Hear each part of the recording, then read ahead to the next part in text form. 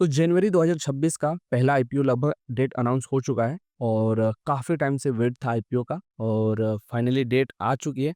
Bharat cooking coal IPO जिसमें share holder Kota भी included है।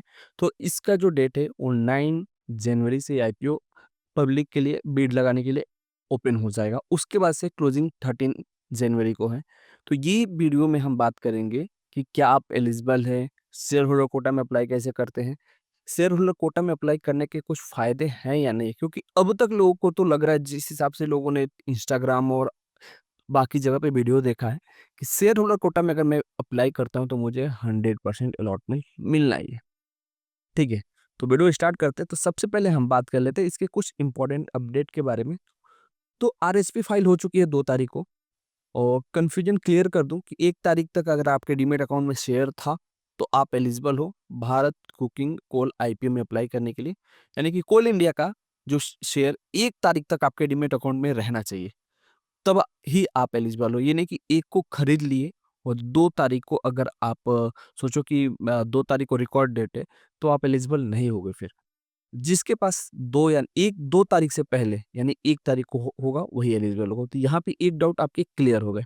ओके, शेयर होल्डर के फ़ायदे, उसके पहले इसके जो प्राइस बैंड वगैरह है इसके बारे में बात करें, तो as per rumour price band जो अभी ऑफ़िशियल अनाउंस नहीं हुआ है, मैं आपको अभी बता दूँ, क्लियर बता दूँ, जो भी प्राइस बैंड आप लोग सुन रहे हो अभी ऑफ़िशियल नहीं है।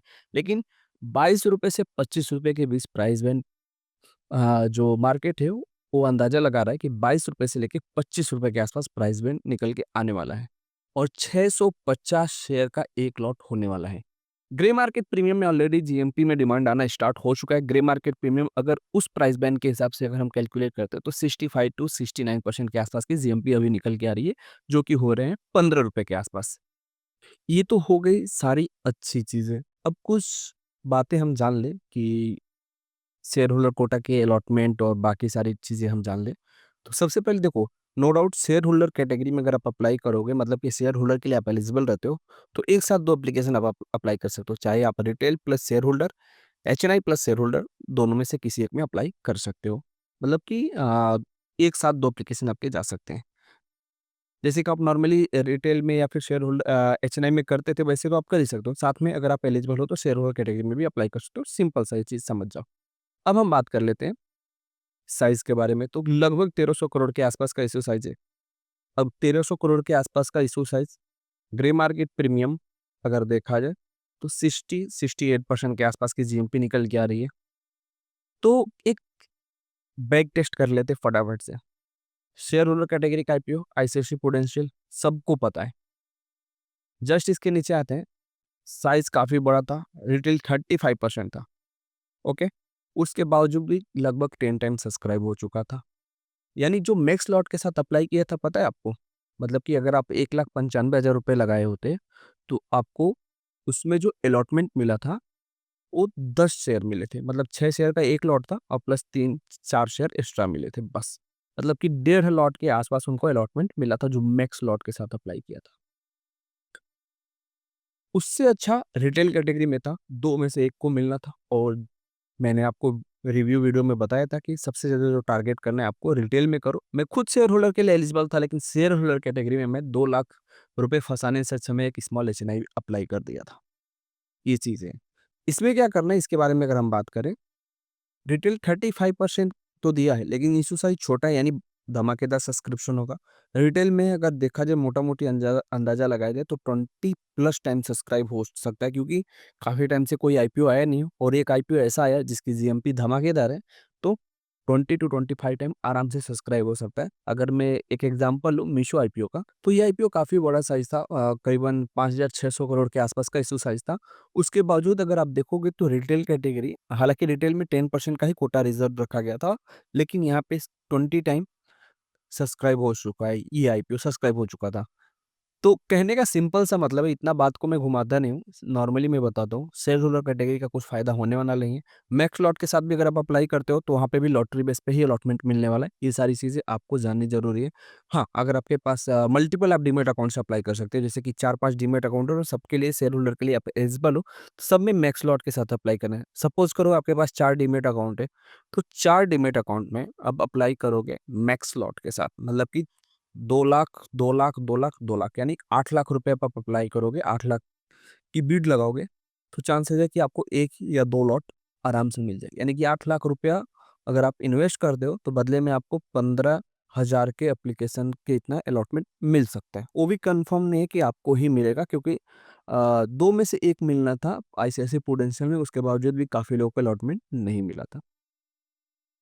तो करना क्या है भाई? ये तो हो गया कि ज़ाहिर-सी बात है, छोटा इश्यू साइज़ है, अलॉटमेंट नहीं मिलेगा। तो जो 2 लाख रुपए आप शेयर होल्डर कैटेगरी के लिए आप रिज़र्व रखने वाले थे, उसको आप लेके आओ रिटेल कैटेगरी में, और आपके पास अभी समय बहुत ज़्यादा है। यानी कि 5, 6, 7 दिन के आसपास का समय आपके पास है। मतलब समय भरपूर है। मैं ऐसा इसलिए बोल रहा हूँ कि समय भरपूर है, ताकि आप डीमैट अकाउंट का इंतज़ाम कर लो। पड़ोसी का, फैमिली का, फ्रेंड का। ग्रे मार्केट प्रीमियम धमाकेदार है, साल का पहला आईपीओ है भाई, थोड़ा मेहनत करना पड़ेगा। भाई, आप लोग बोलते हो कि अभिषेक भाई आपको अलॉटमेंट कैसे मिल जाता है? तो भाई इतना ईज़ी अलॉटमेंट नहीं रहता है।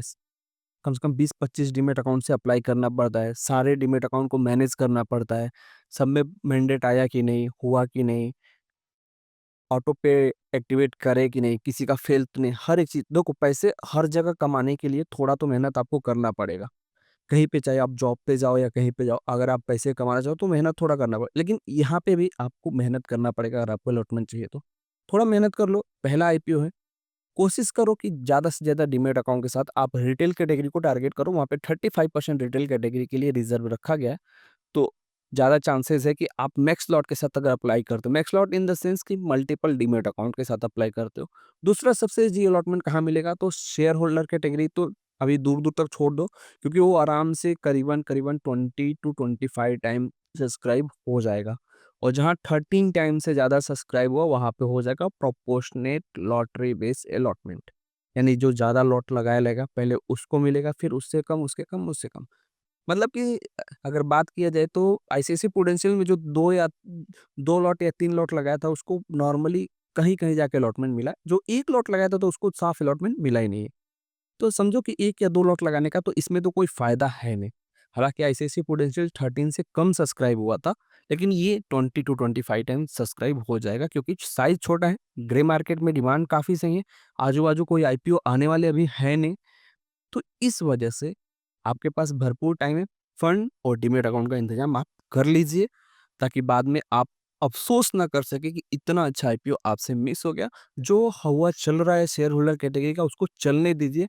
कोई भी आईपीओ आएगा शेयर होल्डर कैटेगरी का, उसमें वो वीडियो बनेगा कि अलॉटमेंट मिलेगा, कन्फर्म अलॉट नहीं मिलता है मेरे दोस्त।